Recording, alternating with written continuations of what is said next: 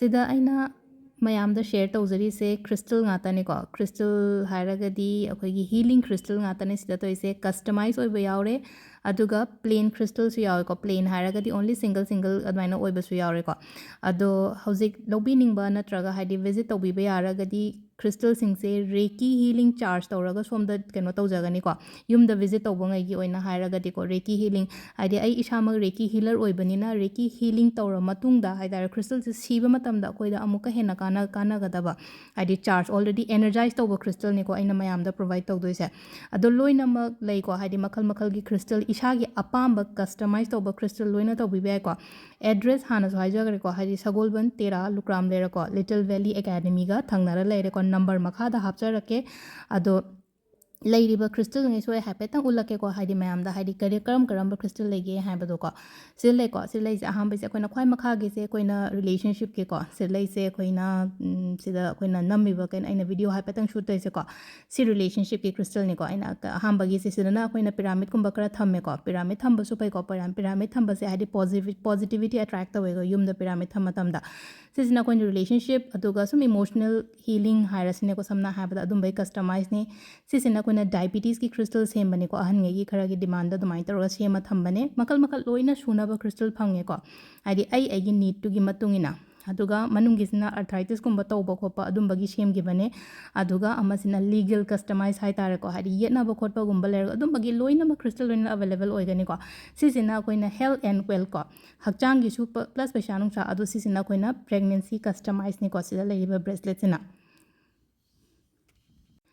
अदुगा सिसिना 7 चक्र ngaतने 7 चक्र सिदा पैटर्न खतंग खेना ब खतंग ने चुथेक नाय ब खरा अदगी राउंड ओइ ब खरा दुमाई तौरो को अमसिना रुद्राक्ष का क्लियर क्वार्ट्ज का सेंबल लेरे को अदो सिले अखोई ग्रह मापन लेरे रोडोनाइट लेरे मथक्ता लेसिना अखोइना को सलाई तरेत की मचू की ममांग सेम की ब क्रिस्टल दुनि को असि जोदुम मिगी डिमांड ता कई दुम सेम अद माइनस माइना थम्मे को हर मचू तरेत कुंबा माइनस सेबिनिंग अगदिया सिम लेरे को अदगी सिगी नाकंद लेसिना कोइना डेली वेयर की अखोइना को हाइदी संडे दगिना सैटरडे फावगी मचू की दुमाई तौर सेम ब क्रिस्टल नि को सिसना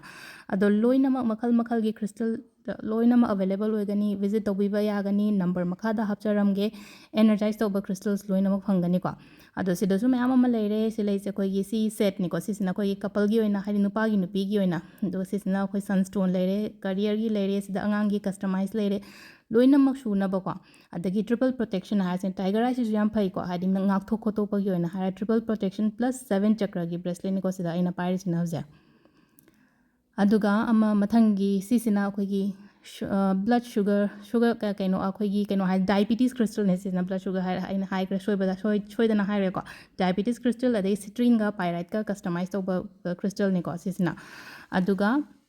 सिदा हाइपेट यंग बियो को मखादसु लेइसे को सिसिना कोइना प्रोटेक्शन की ओइना ने को सी सेम ब्रेसलेट से अखोगी ब्लैक मैजिक तौबो दुम बिलीव तौबो सयाना को दुम बगी ओइना अदो सिसिना कोइना सम हेल्थ की गातने से लेजा मेन ओइना को सिसिना हारि सम नुंग करी क्रागे सु लोइना मग लै को हारि क्रिस्टल से लोइना मकोइना थिजल लगदी मखल की लोइना मग लै को अदो सिदा लेरिबा मैम से कस्टमाइज गातने एमेथिस्ट मखल मरी मुक लेगनी को हारि मखल मैम म लै एमेथिस्ट समाइना केव सु लेगनी को हारि नुंग गुंबा थंबिनिंग ब लेरगा सु टेबल दा कैदा दुमाइ तौरो को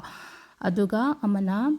सिदा हारि ब्रेसलेट सु मैम म ले को हारि शेप से डायमंड कट प्लेन दा करी दा करादा मैम म ले को अदुगा अमना मु स्टूडेंट की कस्टमाइज जो मखल अदुम सेमे को स्टूडेंट कस्टमाइज हाइदी नुंग अमा खतंग ओइदे नुंग 3 निपान गुंबा दुमाइ तौरो को सिट्रिन हाइरसिने को सिट्रिन जिदा हाइदी वैरायटी मरी मंगा थोंना लै को इना थमिसे जिदा अदुना सिट्रिन गुंबा कई गुंबा सो सिट्रिन जे ख्वाइदगी दुम विश फुलफिलमेंट की ओइना हाइरगदी याम फै को लक गुंबा कई गुंबा अदु सिमसु कस्टमाइज लेरे को इना नान ममांग दा थागत की बदा अदो सिगी सिदा अदगी सिसना करियर एंड लक के को हादी थबा इंखांग के जॉब के का सुम दुम बयेंगी बंगांगी ओइना हाइरगदी करियर लक की अदुगा सिदा इन हंदक हापसे कोइना पाइराइट सु हापे एमेथिस सु हापे को सिदा सो मु ट्रिपल प्रोटेक्शन को ngaक थोकना बा हाइरसिने मीनिंग जन बा खोचन बा सनस्टोन लेरे